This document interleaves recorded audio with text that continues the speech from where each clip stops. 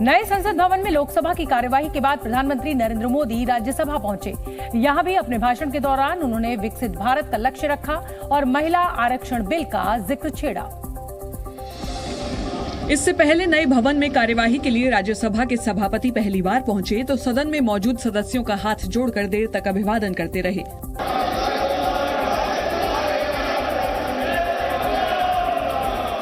लेकिन सदन को पुराने ढर्रे पर आने का मौका तब मिल गया जब प्रधानमंत्री के भाषण के बाद विपक्ष के नेता मल्लिकार्जुन खड़गे आए और दलित पिछड़ी जाति की महिलाओं को मौका नहीं दिए जाने का आरोप लगा दिया। सभी पॉलिटिकल पार्टी की एक आदत है कि महिला बोले तो कमजोर महिला को दे देते हैं, जो सक्षम है, जो लड़ सकती है। इतना बोलते ही सत्ताधारी दल ने एतराज जताया, जिस पर खड़गे आपे से बाहर हो गए। खड़गे के इस तेवर के बाद तो सदन में हंगामा होना ही था।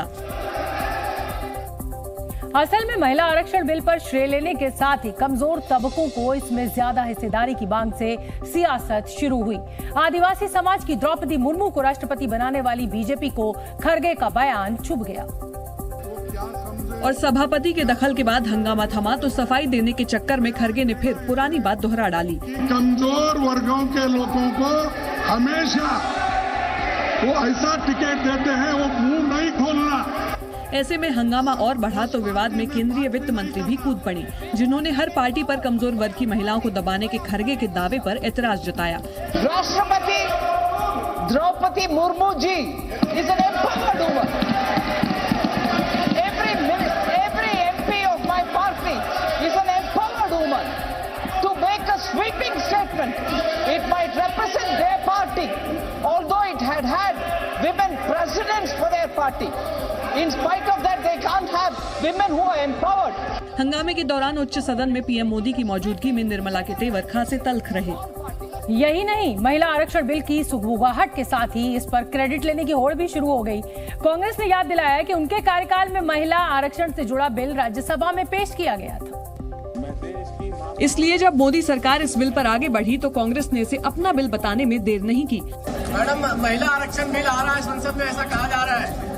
आपकी मांग थी मैडम, महिला आरक्षण।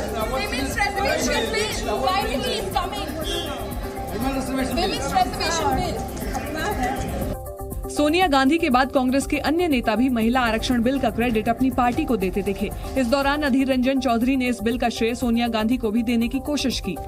वुमेन रिजर्वेशन बिल, इसकी शुरुआत यूपीए सरकार ने और खास मैडम सोनिया गांधी जी ने की थी। इसकी पहल शुरू की थी।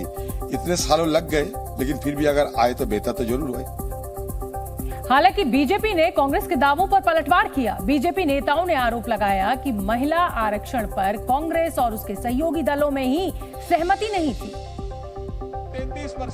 इसलिए ये बिल संसद से पारित नहीं हो सका था। बीजेपी ने आरोप लगाया कि कांग्रेस को दूसरे के कामों का क्रेडिट लेने की आदत है। डिस्क्रेडिटेड कांग्रेस की क्रेडिट लेने की आदत है। अब डिफाल्टर कांग्रेस अगर जो है वो अपने आप को जो है वो बहुत बड़ा 30 मारखासों बनाना चाहती है तो उसको शुभकामनाएं। देखेंगे संसद में क्या उनका एटीट्यूड और अप्रोच होगा। वहीं बीजेपी की सहयोगी शिवसेना के शिंदे गुट ने कहा कि अहम ये नहीं है कि बिल कौन लाया, बल्कि किसने पास कराया, ये बात महत्वपूर्ण है। नहीं, वो तो अटल जी के जमाने से बिल को हमने समर्थन किया था और 96 में भी आया था। तो ये बिल किसने लाया किसने नहीं लाया वो बात अलग है। उसको पास करना सबसे बड़ी बात है और वो उनके कार्यकाल में, मोदी जी के कार्यकाल में हो रहा है। इस बीच बहुजन समाज पार्टी और आरजेडी ने भी बिल का समर्थन किया, लेकिन कोटे के अंदर कोटे की मांग भी की। बीएसपी अध्यक्ष मायावती ने आबादी के मुताबिक महिलाओं को 50% आरक्षण का सुझाव भी दिया और लगे हाथ ये भी मांग कर दी कि महिलाओं के लिए आरक्षित सीटों में से SC, ST और OBC वर्ग का कोटा भी तय किया जाए। महिलाओं को जो भी आरक्षण दिया जाता है तो उसमें से SC, ST व OBC वर्गों की महिलाओं का आरक्षण का कोटा अलग से सुनिश्चित किया जाना चाहिए। वहीं आरजेडी ने कहा कि कोटे के अंदर कोटा नहीं दिया गया तो सामाजिक न्याय की लंबी लड़ाई लड़नी पड़ेगी। आपका आइडिया है कि प्रतिनिधित्व का विस्तार किया जाए, तो वो विस्तार तब तक संभव नहीं है जब तक इसके अंदर आप अनुसूचित जाति, जनजाति और अत्यंत पिछड़े वर्ग की महिलाओं के लिए आप रास्ता नहीं खोलते हैं, कोटा विदिन कोटा नहीं करते हैं। अगर ऐसा नहीं करते हैं तो फिर एक लंबी लड़ाई सामाजिक न्याय की लड़नी पड़ेगी। उधर असदुद्दीन ओवैसी ने महिला आरक्षण बिल का विरोध किया।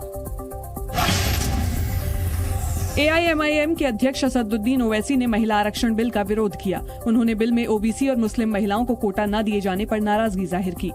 इस बिल में सबसे बड़ी खामी यह है कि इसमें OBC महिलाओं को और मुस्लिम महिलाओं के लिए कोई कोटा नहीं रखा गया, इसलिए हम इस बिल के खिलाफ हैं। समाजवादी पार्टी के सांसद शफीकुर रहमान बर्क ने नए संसद भवन में नमाज पढ़ने की जगह मांगी है। उन्होंने बिना नाम लिए केंद्र सरकार पर निशाना साधते हुए कहा कि इन लोगों ने हिंदू मुसलमानों में नफरत फैला रखी है। जब मुसलमानों के लिए बहरहाल नमाज का वक्त हो जाता है तो उनके लिए भी कोई जगह होनी चाहिए थी कि अपनी वो अल्लाह अल्लाह कर ले। फिल्म एक्ट्रेस कंगना रनौत ने महिला आरक्षण बिल के लिए प्रधानमंत्री नरेंद्र मोदी की तारीफ की। कंगना रनौत ने कहा कि पीएम मोदी ने ये बिल लाकर महिला सशक्तिकरण की दिशा में बड़ा फैसला लिया है।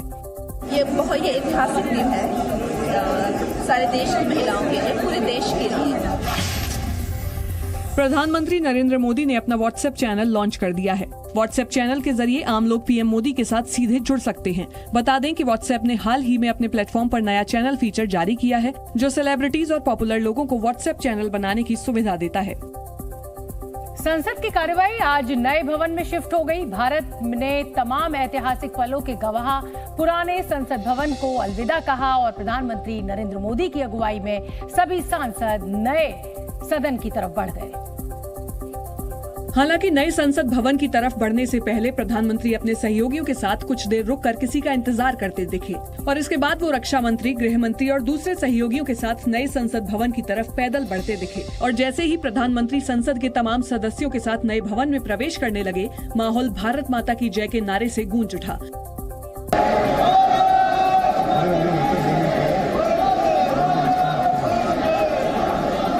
जाहिर है ये सांसदों के साथ ही पूरे देश के लिए एक भावुक पल था। Zee News।